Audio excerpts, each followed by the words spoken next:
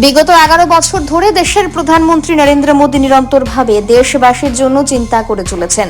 বিশেষ করে প্রধানমন্ত্রী মোদী যেভাবে উজ্জ্বলা যোজনা থেকে শুরু করে বিভিন্ন যোজনার মধ্য দিয়ে দেশের সমস্ত স্তরের সাধারণ মানুষের আর্থ সামাজিক ব্যবস্থা এবং জীবনমানের উন্নয়ন করে চলেছেন তা এক কথায় অনবদ্য। এত কাজ তিনি এই সময়ের মধ্যে করেছেন যেগুলো একটিমাত্র লিফলেটে লিখে প্রকাশ করা অসম্ভব। এই কথাগুলোর বক্তা রাজ্যের মুখ্যমন্ত্রী ডক্টর মানিক সাহা।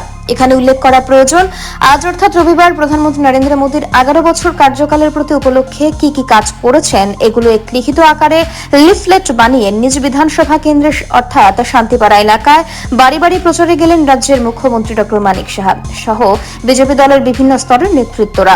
এই প্রচারকালে মুখ্যমন্ত্রী সাধারণ মানুষের সাথে বিভিন্ন বিষয়ে খোলামেলা ভাবে যেমন কথা বললেন, ঠিক একই রকম ভাবে সংবাদ মাধ্যমের প্রতিনিধিদের সাথেও কথা বলার সময় উপরে উল্লেখিত বক্তব্য রাখা ছাড়াও দাবি করেছেন নিরন্তরভাবে গোটা পৃথিবীর মধ্যে বর্তমানে ভারত নরেন্দ্র মোদীর নেতৃত্বে অন্য এবং উন্নত দিশায় এগিয়ে চলেছেন। मैसेज यही है माननीय प्रधानमंत्री जी, जिस तरह देश को मतलब we are in safe hand, जिस तरह देश को उन्होंने बचाया और जिस तरह देश को शक्तिशाली किया है और जहां तक डेवलपमेंट के साथ जिस तरह देश को अब विश्व गुरु के रूप से फिर से उबाल के आ रहे हैं, उनके पीछे माननीय प्रधानमंत्री जी 11 साल में जो जो काम किया है उसको पूरा हम लोग लीफलेट में लिख के ले आए हूँ। सब चीज इतना काम किया है, लिख के पूरा तो संभव नहीं है।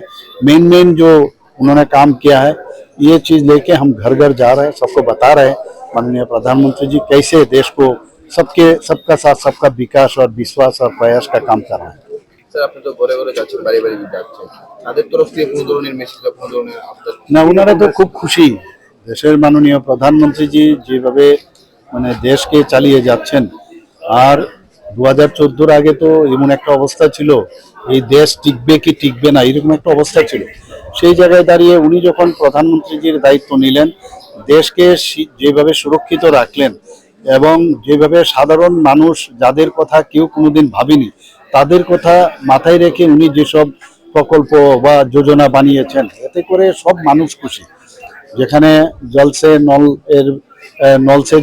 জলের বিষয়, যেখানে আবাস যোজনায় হোক এবং বিনা পয়সায় মানুষকে রেশন দেওয়া, সব বিষয়ে উনি উজ্জ্বলা যোজনা থেকে আরম্ভ করে এত যোজনা উনি করেছেন যে উনি বলেছেন জাতপাতের রাজনীতির ঊর্ধ্বে উঠে আমরা যারা গরিব মানুষ, যারা যুবা, যারা মহিলারা আছেন তাদের যদি মানে উত্তরণ হয় তবেই দেশ সামনের দিকে আসবে। তো সবার জন্য উনি কাজ করছেন, এই বিষয়গুলো নিয়ে আজকে আমরা এসেছি।